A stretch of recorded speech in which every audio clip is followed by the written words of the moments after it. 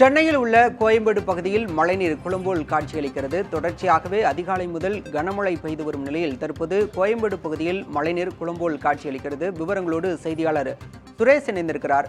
சுரேஷ், தற்போது அங்கு எந்த அளவிற்கு மழை பாதிப்பு இருக்கிறது? குறிப்பாக அங்கே மார்க்கெட் பகுதிக்கு நிறைய சில்லறை விற்பனையாளர்கள் காய்கறிகள் வாங்க அதிகாலையிலேயே வருவாங்க. அவங்க எந்த அளவுக்கு பாதிக்கப்பட்டிருக்காங்க இதனால? பாலா, தற்போது நாம் இருக்கக்கூடிய இந்த கோயம்பேடு பகுதியில் தான் குளம்போல் தண்ணீர் தேங்கி இருக்கிறது. சென்னையை பொறுத்தவரையில் விடிய விடிய மழை தொடர்ந்து பெய்து வருகிறது. தற்பொழுதும் இந்த பகுதியில் மழை பெய்து கொண்டிருப்பதை பார்க்க முடிகிறது. இப்படிப்பட்ட நிலையில்தான் மழைநீர் தாழ்வான இடங்களில் தேங்கி இருப்பது போலவே தற்போது இந்த சாலையையும் மழைநீர் ஆக்கிரமித்திருக்கிறது. நாம் பார்த்து கொண்டிருக்கிறோம். இந்த பகுதி முழுவதுமே சாலையில் தான் மழை வெள்ளம் இந்த அளவுக்கு தேங்கி இருக்கிறது. கோயம்பேடு மார்க்கெட்டுக்கு அருகே இருக்கக்கூடிய பிரதான சாலை இது. இந்த சாலை முழுவதுமே தற்போது நிலையில் மழைநீர் தேங்கி இருப்பதன் காரணமாக பொதுமக்கள், வாகன ஓட்டிகள் பெரும் சிரமத்தை சந்தித்து வருகிறார்கள். நாம் பார்த்து கொண்டிருக்கிறோம். ஏனென்றால் இந்த வழியாகத்தான் வெளியூருக்கு செல்லக்கூடிய பேருந்துகள் கூட, அரசு பேருந்துகள் உள்ளிட்ட அனைத்து பேருந்துகளும் செல்லக்கூடிய வழியாக இருக்கிறது. இந்த கோயம்பேடு பேருந்து நிலையத்திலிருந்து வரக்கூடிய பேருந்துகள் மட்டுமல்லாமல் பொதுமக்களும் இந்த வழியாகத்தான் பயணித்துக் கொண்டிருக்கிறார்கள். வாகன ஓட்டிகள் பெரும் சிரமத்தை சந்தித்து வரும் அதே வேளையில் கோயம்பேடு மார்க்கெட்டுக்கு காய்கறி வரக்கூடிய பொதுமக்களும், அதே போன்று காய்கறி எடுத்து வரக்கூடிய வியாபாரிகளும் பெரும் சிரமத்தை சந்தித்துக் கொண்டிருக்கிறார்கள். இந்த இடத்தில் தேங்கி இருக்கக்கூடிய மழைநீரில் தான் அவர்கள் காய்கறி மூட்டைகளை சுமந்து செல்வதை நாம் பார்க்க முடிகிறது. மேலும் பொதுமக்கள் இங்கே காய்கறி வாங்கும் பொழுதும் பெரும் சிரமத்தை சந்தித்துக் கொண்டிருக்கிறார்கள். இந்த நிலையில் இங்க இருக்கக்கூடிய கேட்கலாம், சார், இந்த தண்ணி எவ்வளவு நேரமா நின்றுட்டு இருக்குது? ஏதாவது எடுக்கிறதுக்கு ஏதாவது நடவடிக்கை எடுத்துட்டாங்களா? தண்ணி காலையில ஒரு 4 மணி நேரத்தில் தண்ணி நின்றுட்டு இருக்கு.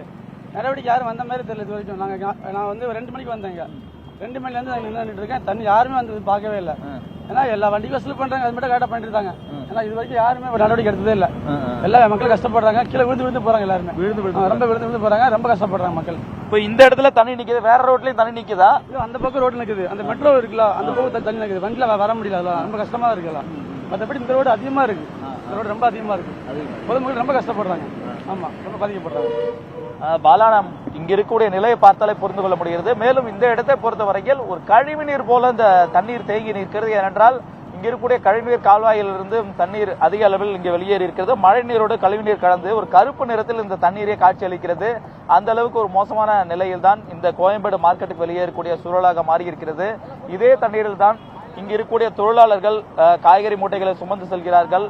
இங்க வரக்கூடிய வியாபாரிகளும் இதே தண்ணீரில் தான் தங்கள் வாகனங்களை இயக்கி வர வேண்டிய தேவை இருக்கிறது. இப்படி மிகவும் ஒரு பாதிப்படைந்த நிலையாக இந்த கோயம்பேடு மார்க்கெட்டுக்கு வெளியே இருக்கக்கூடிய சாலை மாறி இருக்கிறது. இங்க இருக்கக்கூடிய 2-3 சாலைகள், இது நம்ம வரக்கூடிய ஒரு சாலையாக இருக்கிறது.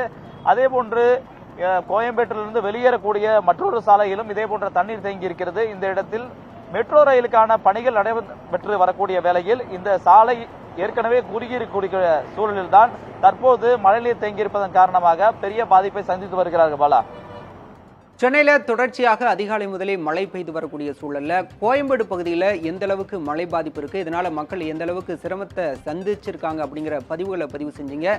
தற்போதைய கள விவரங்களுக்கு நன்றி சுரேஷ்குமார்.